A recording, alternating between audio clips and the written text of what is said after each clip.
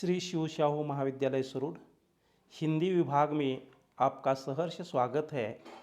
आज हम भाषा की विशेषताओं को लेकर विवेचन करेंगे।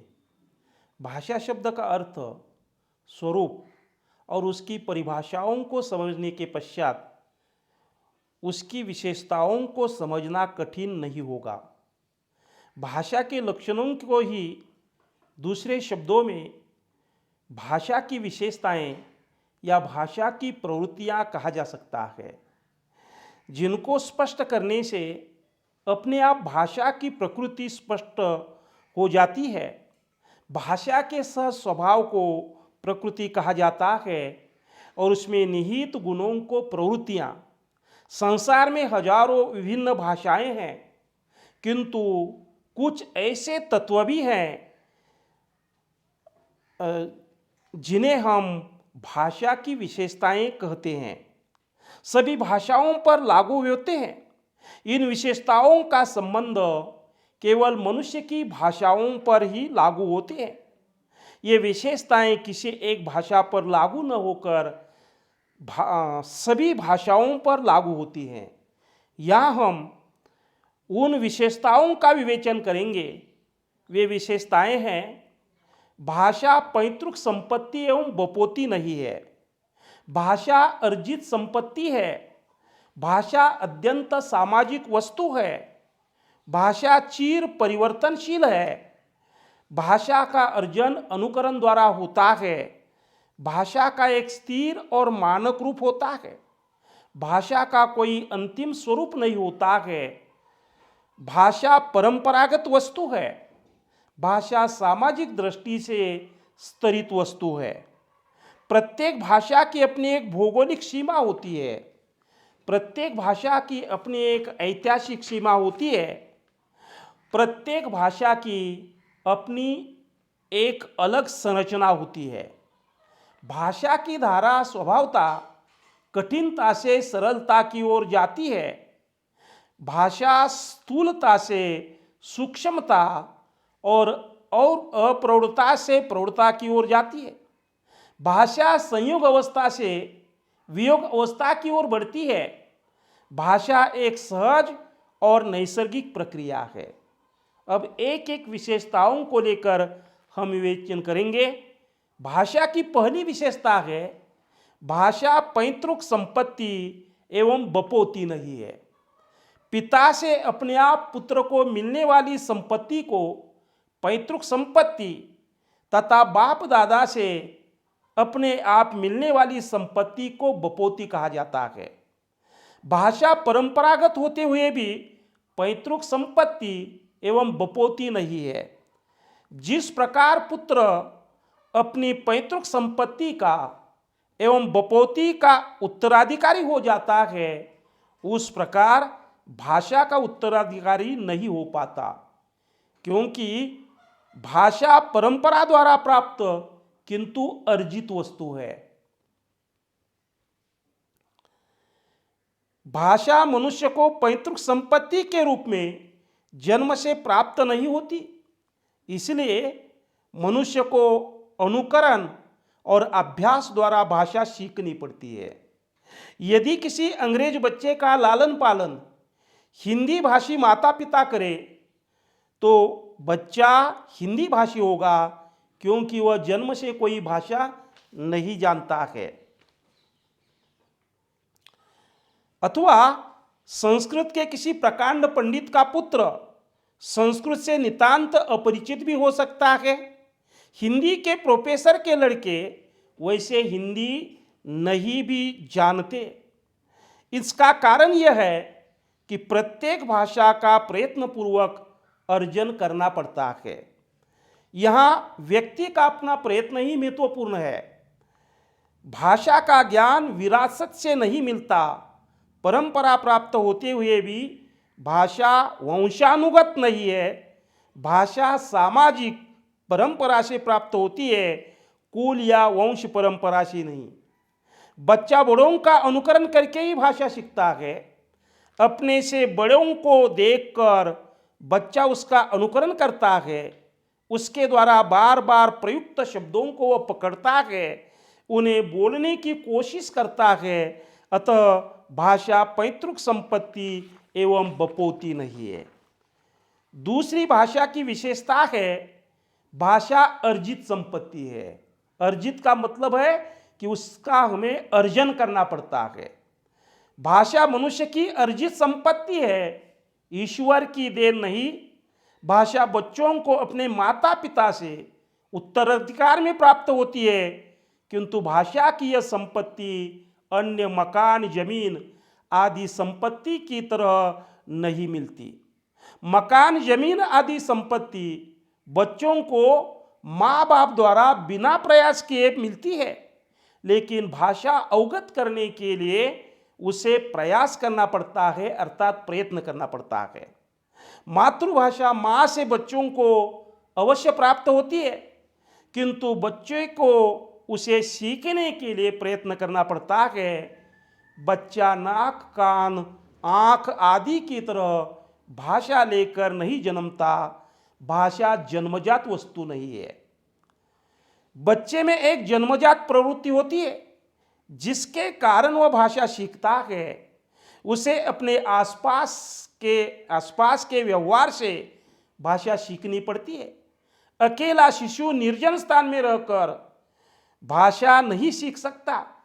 व्यवहार द्वारा ही ध्वनियों का ठीक उच्चारण, शब्दों का प्रयोग आदि सीख सकता है।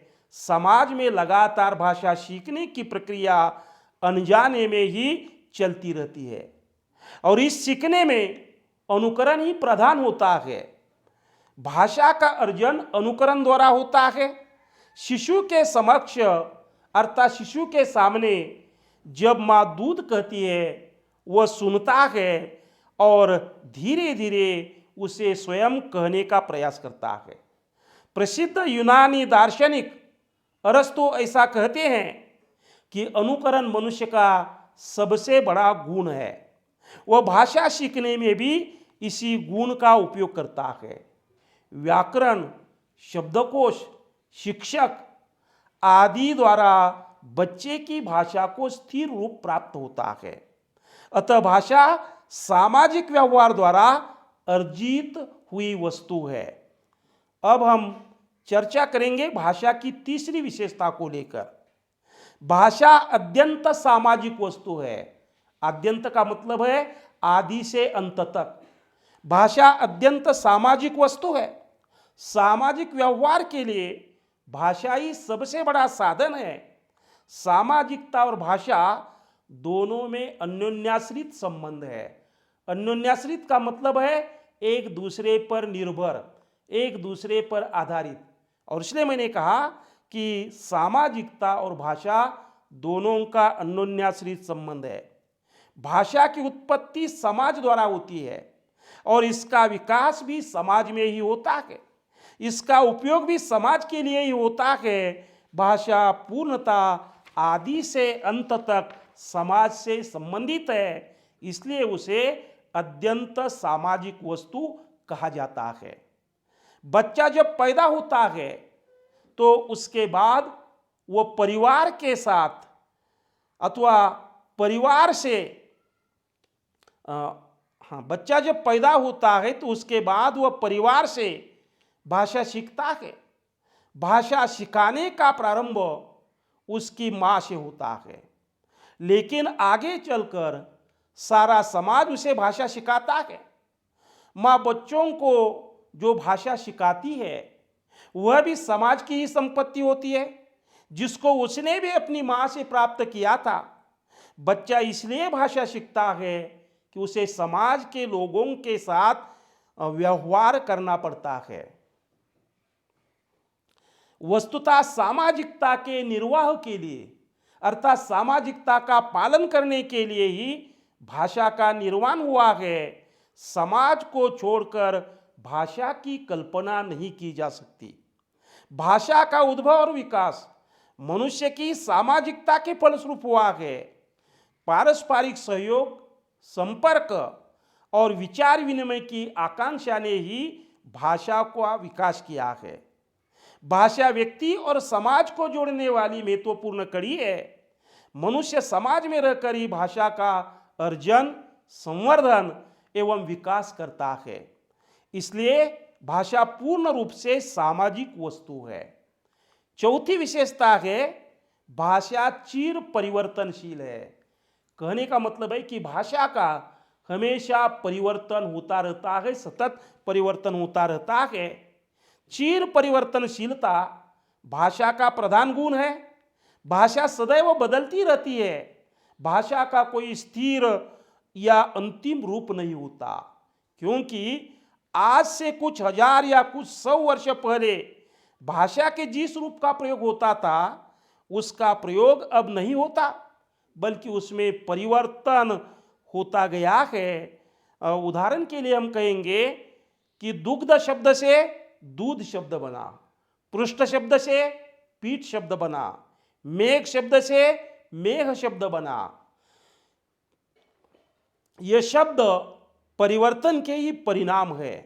उसी प्रकार संस्कृत का हस्त शब्द प्राकृत भाषा में हाथ होकर हिंदी में हाथ हो गया।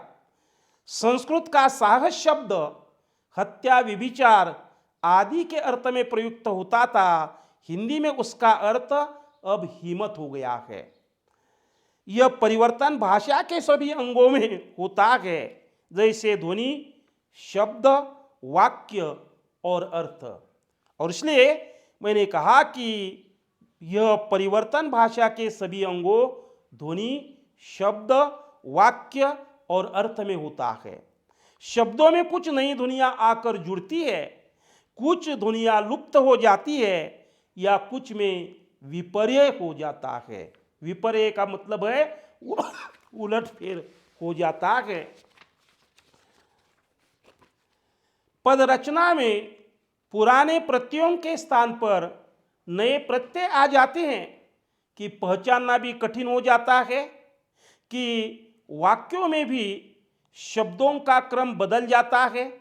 शब्दों के अर्थ में परिवर्तन बड़ी सहजता से और शीघ्रता से होता है, क्योंकि नए नए अर्थ प्रकट करने के लिए हम रोज हजारों शब्दों को ढूंढते रहते हैं। ऐतिहासिक कालक्रम के अलावा यह परिवर्तन स्थान के आधार पर भी होता रहता है। एक स्थान की भाषा दूसरे स्थान की भाषा से भिन्न होती है। और इस संदर्भ में एक कहावत है, 4 कोस पे पानी बदले 12 कोस पर बानी। और इस परिवर्तन के कारण ही एक ही परिवार की भाषा, जैसे हम कहेंगे कि सिंधी, हिंदी, गुजराती, मराठी, उड़िया, बंगला, असामिया आदि अनेक भाषाओं में बदल हो गए हैं, परिवर्तन हो गया है। तथा प्रत्येक भाषा की दर्जनों बोलियां या उपबोलियां बन गई है। अनेक बार व्याकरणकारों ने भाषा को व्याकरण के नियमों से बांधने का प्रयास किया है, लेकिन भाषा का नियंत्रित रूप प्रयोग से दूर पड़ गया और व्यावहारिक भाषा आवश्यक परिवर्तन करती हुई गतिशील बनी है। और इसलिए भाषा की यह विशेषता बताई जाती है कि भाषा चिर परिवर्तनशील है, अर्थात उसमें निरंतर परिवर्तन होता रहता है। भाषा की 5वीं विशेषता है भाषा का अर्जन अनुकरण द्वारा किया जाता है। प्रसिद्ध यूनानी दार्शनिक अरस्तु के शब्दों में अनुकरण मनुष्य का सबसे बड़ा गुण है। मनुष्य भाषा के सीखने में भी इसी गुण का उपयोग करता है। अपने परिवार तथा समाज में जो भाषा बोली जाती है वही भाषा मनुष्य अपने बचपन से सुनता रहता है और अपने मुख से अनुकरण के रूप में वही भाषा बोलने लगता है।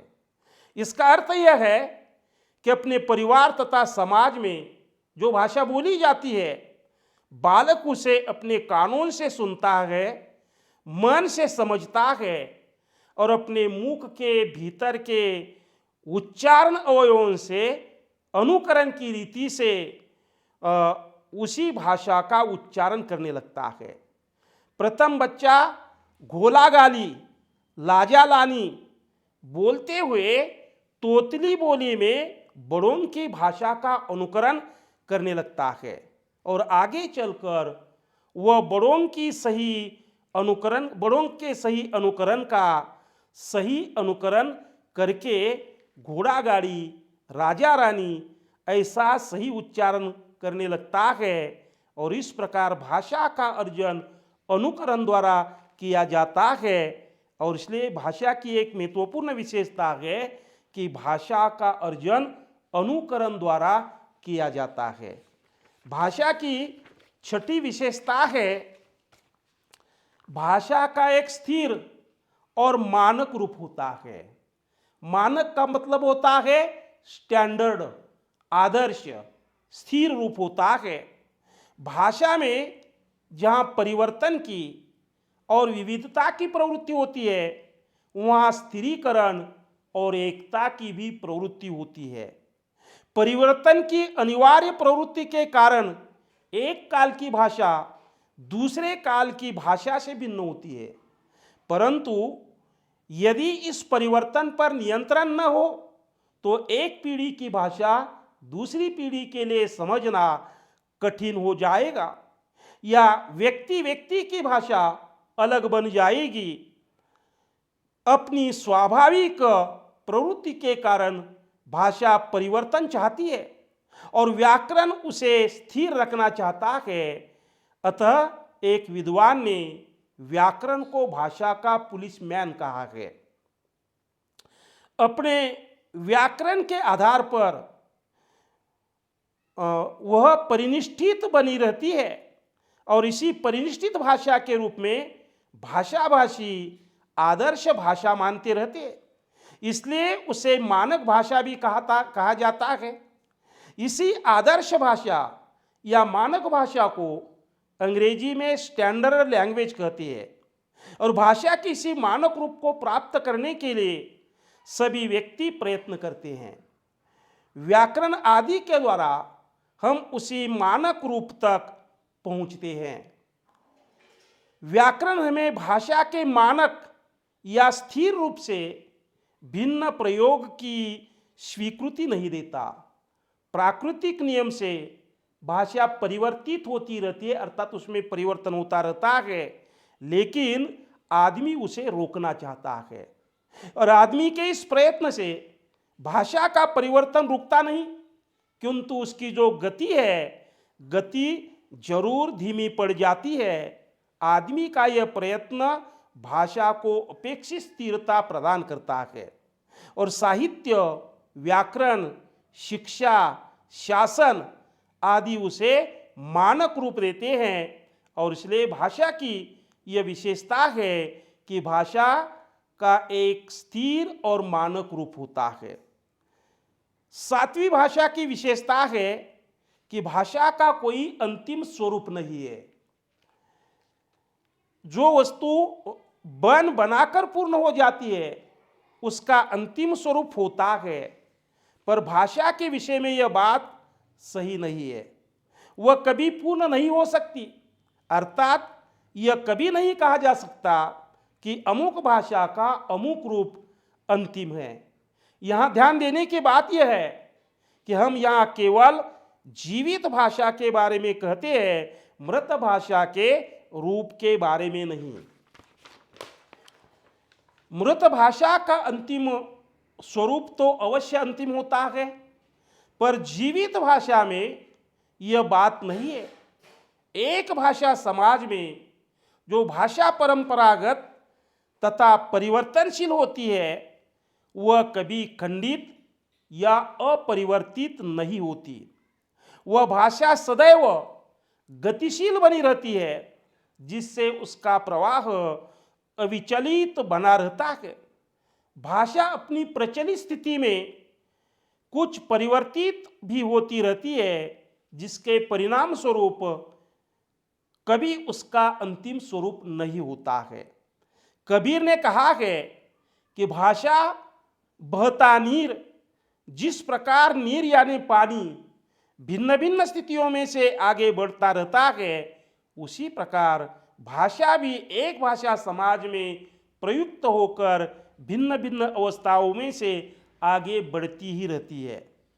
अपवाद रूप में संस्कृति एकमात्र ऐसी भाषा है जिसे पाणिनि के व्याकरण ने इतना स्थिर कर दिया है कि शताब्दियों की यात्रा में भी उसमें कोई बहुत उल्लेखनीय परिवर्तन नहीं हुआ है। कुछ भाषा वैज्ञानिकों का यह मत है कि संस्कृत एक मृत भाषा है, अतः वह एक है अतः वह एक रूढ़िबद्ध ढांचे में बंद कर रह गई है, परंतु ऐसा मानना युक्ति संगत नहीं है। संस्कृत आज भी जीवित भाषा है। संस्कृत को छोड़कर संसार की सभी भाषाएं दिन प्रतिदिन परिवर्तित होती रहती हैं। जहाँ भाषा में स्थिरता आती है वहाँ भाषा मृत बन जाती है। परिवर्तन और अस्थैर्य ही भाषा के जीवन का द्योतक है, जीवन के सूचक है। भाषा की अगली विशेषता है, 8वीं विशेषता है, भाषा परंपरागत वस्तु है। भाषा एक सनातन अर्थात परंपरानुसार आई हुई वस्तु है जो हमें परंपरा से प्राप्त होती है। हम परिवार में जो भाषा बोलते हैं वह हमें अपने माता पिता से मिलती है, माता पिता को दादा दादी से और उन्हें अपनी पूर्ववर्ती पीढ़ी से। यह प्रवाह अनादि काल से इसी प्रकार चला आ रहा है। समय के साथ भाषा बदलती रहती है परंतु उसका प्रवाह कभी खंडित नहीं होता, अर्थात भाषा परंपरा से चली आ रही है। व्यक्ति उसका अर्जन परंपरा और समाज से करता है। व्यक्ति उसमें परिवर्तन आदि तो कर सकता है लेकिन उसे उत्पन्न नहीं कर सकता। यदि कोई भाषा का जनक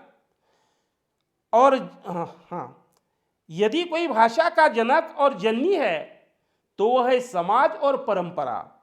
भाषा परंपरागत होने के कारण ही समाज को बार बार किसी भाषा का निर्माण करने की आवश्यकता नहीं रहती। समाज के लोग परंपरा के रूप में प्रचलित भाषा अपने बचपन से अनुकरण के द्वारा सीखते रहते हैं और उसी के माध्यम से अपने भावों और विचारों का आदान प्रदान करते हैं। इसलिए भाषा परंपरागत है। 9वीं भाषा की विशेषता है कि भाषा सामाजिक दृष्टि से स्तरित वस्तु है। कहने का मतलब है कि भाषा के सामाजिक दृष्टि से कई स्तर होते हैं और इसलिए भाषा की विशेषता है कि भाषा सामाजिक दृष्टि से स्तरित वस्तु है। किसी एक समाज के भिन्न भिन्न स्तरों के भाषक एक सी भाषा का प्रयोग नहीं करते। उम्र की भिन्नता, बौद्धिक विकास की भिन्नता, शिक्षा स्तर की भिन्नता, व्यवसाय की भिन्नता आदि के कारण यह भेद उत्पन्न होगा। बच्चे और बूढ़े की भाषा में, शिक्षित और अशिक्षित की भाषा में स्तर भेद हो ही जाएगा। शिक्षा, अर्थव्यवस्था, सांस्कृतिक स्तर भेद, बौद्धिक स्तर भेद, सामाजिक स्तर भेद, व्यावसायिक स्तर भेद के अनुसार भाषा में भी उतने ही भेद मिलेंगे। उदाहरण के लिए विद्वानों और अनपढ़ों की भाषा में अंतर होता है। भिन्न भिन्न व्यवसाय करने वालों की भाषा में भी परस्पर अंतर पाया जाता है। विभिन्न जातियों, पंडितों, कायस्थ, चमार, जुलाहे आदि की भाषा में भी अंतर दिखाई देता है। एक दार्शनिक की भाषा और एक मजदूर की भाषा में भी निश्चय ही भेद होता है।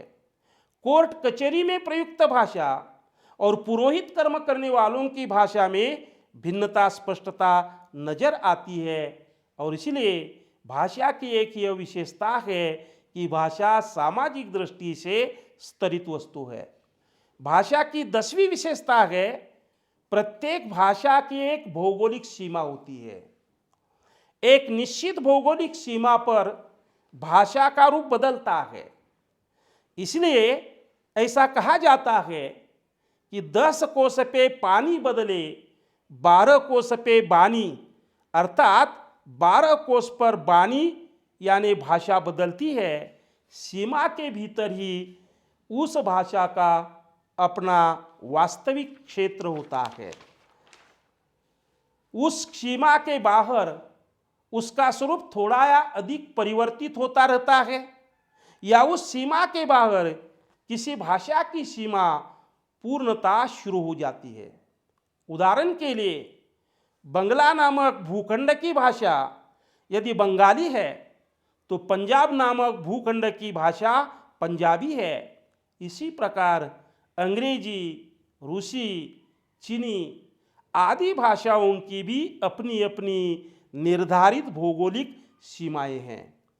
भाषा की 11वीं विशेषता है कि प्रत्येक भाषा की एक भौगोलिक सीमा होती है, एक ऐतिहासिक सीमा होती है।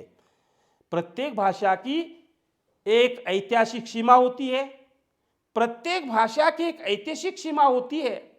ऐतिहासिक भाषा विज्ञान प्रत्येक भाषा के इस ऐतिहासिक पक्ष को लेता है।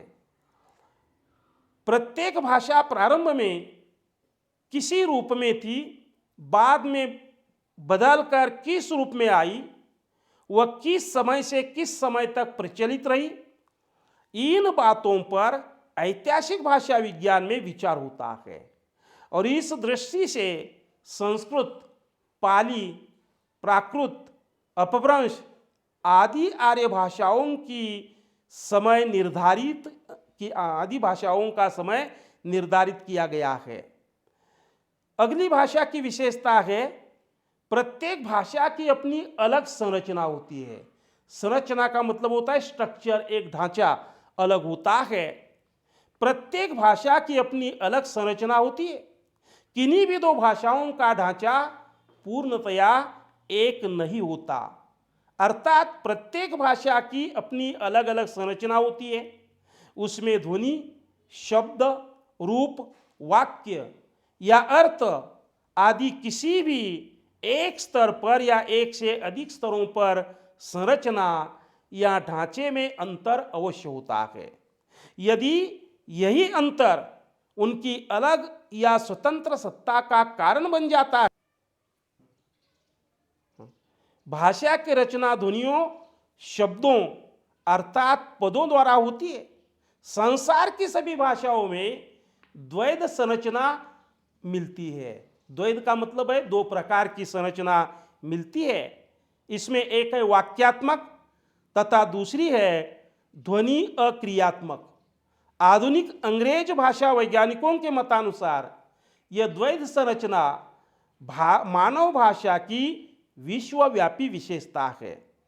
प्रत्येक भाषा किसी एक समाज में प्रचलित रहती है, इसीलिए भाषा समाज द्वारा मान्य व्यवस्था के आधार पर प्रत्येक भाषा की अपनी अलग संरचना बनी रहती है और इस कारण से ही प्रत्येक भाषा एक दूसरी भाषा से अलग होती है। जैसे हिंदी में शब्दों की रूप रचना के लिए पुल्लिंग और स्त्रीलिंग इन दोनों को और दोनों लिंगों को और एक वचन तथा बहुवचन इन दो वचनों को स्वीकार किया गया है। लेकिन संस्कृत भाषा में एक वचन, द्विवचन और बहुवचन इन तीन वचनों को स्वीकार किया गया है। तो मराठी भाषा में तथा गुजराती भाषा में पुल्लिंग, स्त्रीलिंग, नपुंसकलिंग इन तीनों लिंगों को स्वीकार किया गया है। इससे ज्ञात है कि प्रत्येक भाषा का संरचनात्मक ढांचा स्वतंत्र होता है और वह अपने अपने व्याकरण पर आधारित होता है। व्याकरण ही निश्चित व्यवस्था के आधार पर भाषा के संरचनात्मक ढांचे को सुरक्षित रखता है। भाषा की 13वीं विशेषता है भाषा की धारा स्वभावतः कठिनता से सरलता की ओर जाती है। मनुष्य स्वभाव से ही सरलता प्रिय प्राणी है। वह हर क्षेत्र में श्रम और शक्ति की बचत करना चाहता है और मनुष्य की यह प्रवृत्ति भाषा के क्षेत्र में भी सक्रिय रहती है। प्रयत्न लाघव, मुखसुख, मुखसुख का मतलब होता है मुख को सुख देना, श्रम की बचत या उच्चारण की सुविधा आदि के कारणों से ही भाषा में बहुत से परिवर्तन अर्थात बदल होते हैं। सभी भाषाओं के इतिहास से भाषा के कठिनता से सरलता की ओर जाने की बात स्पष्ट है, क्योंकि मनुष्य का यह जन्मजात स्वभाव है कि कम से कम प्रयास में, कम से कम प्रयत्न में वह अधिक से अधिक लाभ उठाना चाहता है। कुछ ध्वनि संयोग के कारण शब्द के उच्चारण में और कुछ क्लिष्ट ध्वनियों के कारण भाषा की संरचना के स्वरूप में कठिनता बनी रहती है। तब स्वाभाविक रूप से कठिनता में परिवर्तन करके सरलता को स्थान देने का प्रयत्न होता है। इस कारण से ही चंद्र, अग्नि, दुग्ध, क्षेत्र, रात्र जैसे तत्सम शब्दों के कठिन उच्चारण को सरल बनाने के लिए हिंदी में चंद्र से चंदर, अग्नि से आग, दुग्ध से दूध, क्षेत्र से खेत और रात्र से रात ये ध्वनि परिवर्तित रूप प्रचलित हुई है। इसी कम प्रयास के प्रयास में वह सत्येंद्र को सत्येंद्र और फिर सत्येन कहने लगता है। एक अवस्था ऐसी आ जाती है जब वह केवल सत्येंद्र को सती कहकर ही काम चलाना चाहता है। उसी प्रकार अभ्यंतर का भीतर और जयराम जी की बन जाता है आदि इसी बात के प्रमाण है कि भाषा की धारा स्वभावता कठिनता से सरलता की ओर जाती है। साथ ही साथ विभिन्न शब्दों रूपों के लिए संस्कृत व्याकरण के समान 3 वचन प्रकारों और 3 लिंग प्रकारों को तथा विभक्ति के अनेक प्रत्ययों को स्वीकार करने के बदले हिंदी भाषा के व्याकरण ने पुल्लिंग और स्त्रीलिंग इन 2 लिंगों को, एक वचन तथा बहुवचन इन 2 वचनों को और विभक्ति के कुछ ही प्रत्ययों को स्वीकार किया है, जिससे हिंदी भाषा व्यवहार उपयोगी सरल रूप धारण करके सफल हुई है। और इससे यह स्पष्ट है कि भाषा कठिनता से सरलता की ओर बढ़ती है।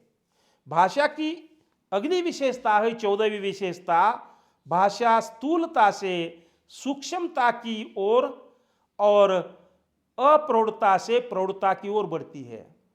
भाषा अपने आरंभिक रूप में स्थूल या अप्रौढ़ होती है, क्रमशः वह सूक्ष्मतर व प्रौढ़तर होती जाती है। मानव के विकास के साथ ही भाषा का विकास होता रहता है। मनुष्य जैसे जैसे अपने हृदय के सूक्ष्म भावों और अपने मन के सूक्ष्म विचारों को भाषा के माध्यम से व्यक्त करने लगता है, वैसे वैसे भाषा सूक्ष्म और प्रौढ़ अर्थात विकसित होने लगती है। पहले तेल का अर्थ तिल का रस या जो कोल्हू से तिलों को रगड़कर अर्थात तिलों को तकलीफ पहुंचाकर निकाला जाता था। इसी बात को ध्यान में रखकर अपने हृदय का भाव क्रोध व्यक्त करने तथा धमकाने के लिए सूक्ष्म विचारों के लिए तेरा तेल निकालूंगा ऐसा कहा जाने लगा। इससे ज्ञात होता है कि भाषा अपने स्थूल और अप्रौढ़ रूप के आधार पर ही सूक्ष्म भावों और विचारों की अभिव्यक्ति के लिए सूक्ष्म और प्रौढ़ बनती रहती है। आदि मानव की तुलना में आज के मानव की भाषा अत्यंत प्रौढ़ और परिष्कृत है। परिष्कृत का मतलब है कि इसे तराश कर बनाया गया है। इसी प्रकार शिशु की तुलना में परिपक्व व्यक्ति की भाषा पर्याप्त परिमार्जित होती है। भाषा निरंतर प्रयोग से ही प्रौढ़ होती रहती है, अर्थात विकसित होती रहती है। उदाहरण के लिए खड़ी बोली को ही लीजिए, भारतेंदु से लेकर आज तक उसमें कितना परिष्कार हुआ है और आगे भी होता रहेगा। भाषा की 15वीं विशेषता है कि भाषा संयोग अवस्था से वियोग अवस्था की ओर बढ़ती है। प्रारंभ में भाषा का ढांचा संयोग अवस्था में रहता है, धीरे धीरे वह वियोगात्मक बन जाता है। संयोगात्मकता से तात्पर्य प्रकृति और प्रत्यय का मिला जुला रहना, और वियोगात्मकता का अर्थ होता है प्रकृति और प्रत्यय का अलग रहना। भाषा की संयोग अवस्था कठिनता से युक्त होती है, तो वियोग अवस्था जो है, वियोग अवस्था सरलता से युक्त होती है। भाषा स्वाभाविक रूप से कठिनता से सरलता की ओर बढ़ती है। संस्कृत सहित अर्थात संयोगात्मक भाषा और हिंदी व्यहित अर्थात वियोगात्मक भाषा है। जो संस्कृत भाषा संयोगावस्था के कारण क्लिष्ट बन गई थी, वही वास्तव में पाली प्राकृत अपभ्रंश होकर कठिन संयोग अवस्था से अधिकाधिक सरल वियोग अवस्था की ओर बढ़ती रही है।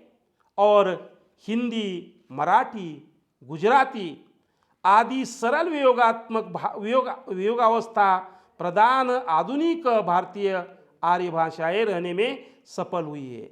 जैसे हम कहेंगे कि जैसे संयोगावस्था पूर्ण संस्कृत भाषा, हिंदी वियोगावस्था युक्त भाषा में संस्कृत का यह वाक्य रामः गच्छति हिंदी में बन जाता है राम जाता है, मराठी में ही वाक्य बन जाता है राम जातो। संस्कृत में सीता गच्छति, हिंदी में यह वाक्य बन जाता है सीता जाती है, और मराठी में सीता जाते। संयोग अवस्था युक्त संस्कृत इस प्रकार का रस का जो सूत्र है, विभाव अनुभाव व्यभिचारी संयोगादर्श निष्पत्तिया, अर्थात वियोग अवस्था पूर्ण हिंदी भाषा में इसी सूत्र को इस प्रकार परिभाषित किया जाता है कि विभाव अनुभाव और व्यभिचारी के संयोग से रस की निष्पत्ति होती है। मराठी में इसे हम कहते हैं कि विभाव अनुभाव आणि व्यभिचारी यांच्या संयोगाने रसाची निष्पत्ति होती। इस प्रकार संधि प्रधान तथा समास प्रधान संयोग अवस्था वियोग अवस्था की ओर भाषा बढ़ती है। और यहाँ पर भाषा की विशेषताएं, ये जो हिस्सा है, यह हिस्सा समाप्त हो गया है।